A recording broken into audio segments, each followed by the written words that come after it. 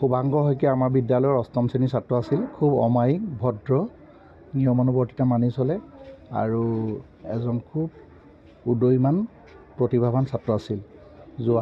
তেওঁ বিদ্যালয় সপ্তাহত যথেষ্ট পাৰদৰ্শিতা কৰিছিল। প্ৰায় 8টা পুৰস্কাৰত তেওঁ বিজয়ী হৈছে এককভাৱে, আৰু দলীয়ভাৱে 3টা পুৰস্কাৰত তেওঁ বিজয়ী হৈছে। ক্ৰিকেটৰ দলত হৈ খেলিছে, তেওঁ কাবাডীৰ দলত হৈ খেলিছে, ৰিলে ৰেচত খেলিছে তেওঁ, আৰু 3টা দলীয়ভাৱেও পুৰস্কাৰ লাভ কৰিছে। এজন যথেষ্ট প্ৰতিভাৱান ছাত্ৰ আছিল।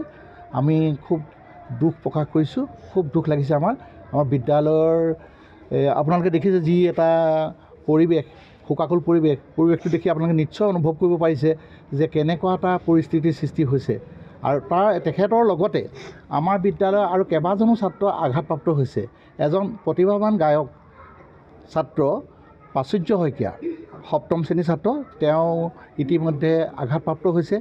9ম শ্ৰেণীৰ ছাত্ৰ নীলোৎপল হাজৰিকা, তেওঁ আঘাতপ্ৰাপ্ত হৈ আছে, চিকিৎসাধীন হৈ আছে। আৰু আমাৰ বিদ্যালয়ৰ SMDC এজন সক্ৰিয় সদস্য নৱজিৎ শইকীয়া, তেখেত ইতিমধ্যে মৃত্যু ঘটিছে। আৰু তেখেতৰ ছোৱালী দুগৰাকী যথেষ্ট আঘাতপ্ৰাপ্ত হৈছে, আৰু এগৰাকী ICUত আছে গুৱাহাটীত ইতিমধ্যে। তেওঁ হৈছে প্ৰীতি শইকীয়া, তেওঁ 2য় মান শ্ৰেণীৰ ছাত্ৰী আছিল। গতিকে আমি খুব এটা দুখত মৰ্মাহত হৈছোঁ। সি বৰ ভাল ল'ৰা আছিলে, বৰ ভদ্ৰ, অমায়িক, মান সন্মান কৰে সকলোকে আৰু কথা শুনে, বৰ বাধ্য। বৰ বেয়া লাগিলে। নাই পৰা। মই সহজ হৈছিলোঁ, প্ৰথমতে পঢ়ুৱাইছিলোঁ, কিন্তু ল'ৰা ছোৱালীবোৰে কান্দি দিলে জোৰ জোৰ কৰি, ময়ো তেতিয়া ৰ'ব নোৱাৰিলোঁ। সি বহুতকেইটা পুৰস্কাৰ পাইছে এইবাৰ খেলত। আহে, সি সদায় আহে। কেতিয়াবা কাটচিটহে ক্ষতি কৰে, মনোযোগ দিয়ে, যি কৰিবলৈ দিওঁ সি লগে লগে কৰি দেখুৱায়। স্বভাৱ চৰিত্ৰও ভাল। আজিলৈকে মই তাক দিব লগা হোৱা নাই, প্ৰত্যেকটো কথাতে ভাল।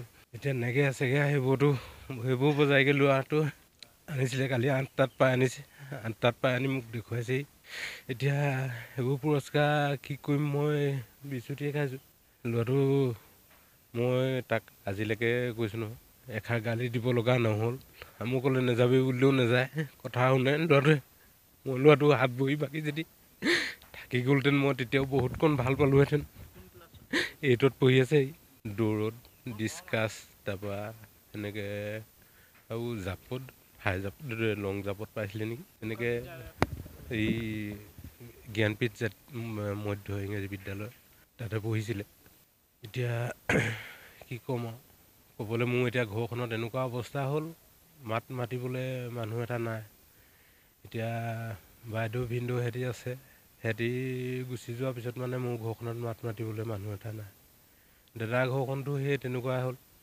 নবৌ ঢুকাই গ'ল, ছোৱালীজনী সৰুজনী ঢুকালে, ডাঙৰজনী এতিয়া যোৰহাটত তাই চিকিৎসাধীন হৈ আছে, সি আছেগৈ তাত। কালি এতিয়া মই 4খন চিতা জ্বলাব লগা হৈছে।